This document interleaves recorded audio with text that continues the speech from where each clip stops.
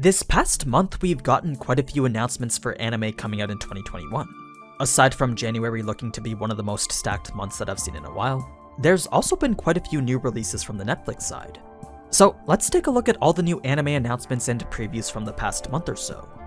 Starting things off with all the Netflix stuff, there were 7 new titles and 1 continuation announced, all of which are scheduled to come out in 2021.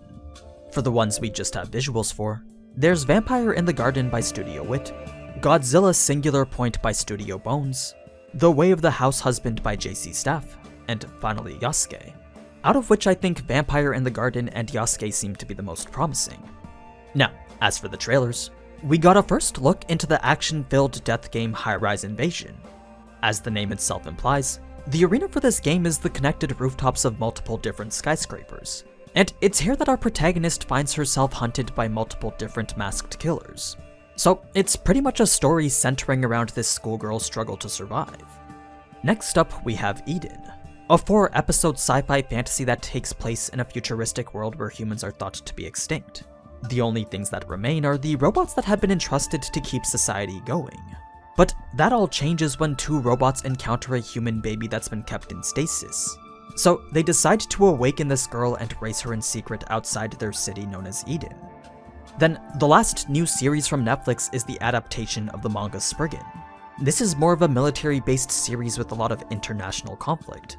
It mainly deals with multiple nations and private armed forces fighting over the possession of ancient artifacts, all while one organization tries to maintain balance. And that's the organization that this story follows. Aside from these, there was also the reveal for the 2nd season of Be the Beginning. But the only things we really know about this is that it's coming out in 2021 and will be called Succession. In other news, there were quite a few new trailers released for a bunch of sequels, the first of which I'm sure a lot of you are excited for. I mean, I was too when I heard that Kaguya-sama wasn't just getting a new OVA. In case you didn't know, it's also getting an entire 3rd season covering what's arguably the best arc of the entire series. There's no confirmed date for when either of these are coming, but I would assume that it's sometime for late 2021. Next, we got the first trailer for Sword Art Online Progressive. Unlike how I initially assumed, it doesn't look like we're getting a full season yet. Instead, this trailer was for a feature-length film, the entirety of which will cover only the first floor of Aincrad through Asuna's perspective. Despite this being a movie, that doesn't mean that a TV series is out of the question. There's still potential to cover the other volumes and floors after the movie is done. So this is really just a small taste of what to expect from Progressive as a whole.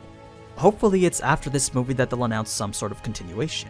Either way, I'm still pretty hyped to see a much more developed version of the early days of SAO. Now, since we're on the topic of sequels in the form of movies, there were also the new trailers for Evangelion 3.0 plus 1.0, Thrice Upon a Time, and the second part to Grisaia Phantom Trigger, both of which you can watch the full trailers for with the links in the description. Let's talk about the 2nd season for That Time I Got Reincarnated as a Slime now. As I'm sure you know, Season 2 will be starting on January 12th alongside a whole number of other top quality isekai. Although I won't be covering it due to the demand for ReZero and Mushoku Tensei, there is a chance that I could still cover it in the future. That's because this series will be split into 2 parts just like how ReZero was. The first half is starting in the winter and the second will continue in the summer. It is unfortunate that we have to wait 3 months in between, but as long as the quality is the same as the first season, then it's something that I'm happy to wait for.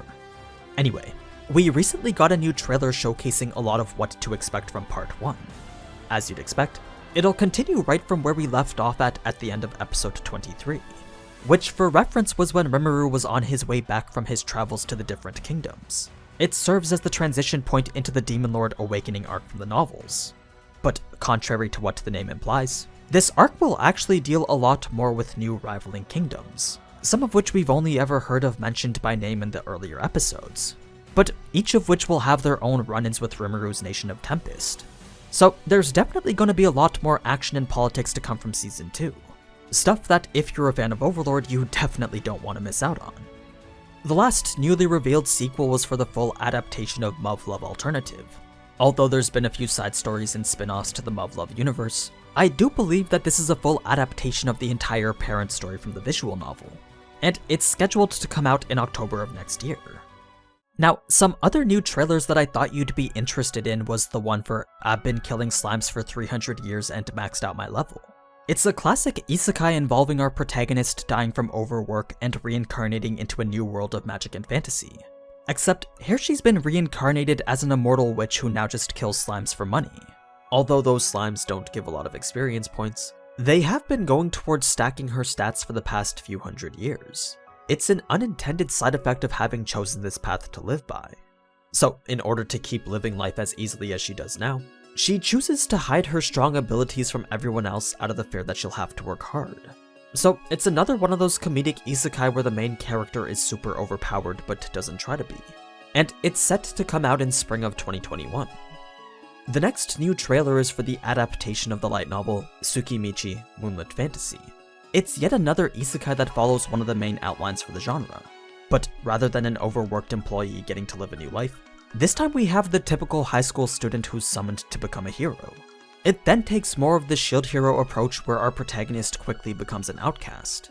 A lot of the other powerful people in the world don't seem to like his presence, so they exile him to the edge of the world where he still has to find a way to become the hero. Aside from the art style looking rather promising, I'm not entirely sure yet what to expect from this, but it does give me hope to know that the source material is rated fairly highly. As of now though, there's no specified release date except for sometime in 2021. This is also the same for the new adaptation of Tokyo Babylon called Tokyo Babylon 2021, a full adaptation to the 1990 manga by Clamp. Although it did get a 2-part OVA back in 1992, I think this full TV series will prove to showcase this supernatural drama a little bit better. It's a series that follows the child of a very prestigious family in Japan, one that has served under the emperor for centuries due to their high proficiency with magic. Because of this, he's obligated as the next head of the family to solve certain supernatural mysteries and occurrences throughout Tokyo, all while dealing with various personal matters of his own. Now, normally this wouldn't be something I'm too excited to watch, but because it is by the same studio as the ones who did K, it might be worth checking out just for the animation. Now, moving on to the anime announcements, there's the new original anime Wonder Egg Priority and Bakuten. Hetalia and Realist Hero are both getting adaptations in the spring, and Getter Robo Arc will be coming in the summer. As for the manga that are confirmed to be getting adapted into anime, we have the Slice of Life Shadows House by Studio Cloverworks, the school drama Kageki Shoujo by Studio Pine Jam, the action-adventure King Ranking by Studio Wit, the comedic fantasy The Vampire Dies in No Time by Studio Madhouse, the super-powered death game Battle in 5 Seconds After Meeting, and the slice of life comedy Kanojo mo Kanojo. For novels, we have the fantasy Hikari no O getting a TV anime, and the drama Misaki no Mayoiga getting a movie. Then there's also the mobile game Q that's getting an anime as well. In terms of new sequels, there was the announcement for Science Fell in Love So I Tried to Prove It Season 2, and Dropkick My Devil Season 3. But yeah, that's pretty much all the new anime preview and announcements that I have for you today. So be sure to let me know in the comments which out of all the ones you've seen that you're most excited for. But anyway, as always, thank you so much for watching, and if you enjoyed this type of anime news content, then you already know what to do. So, until next time, ciao!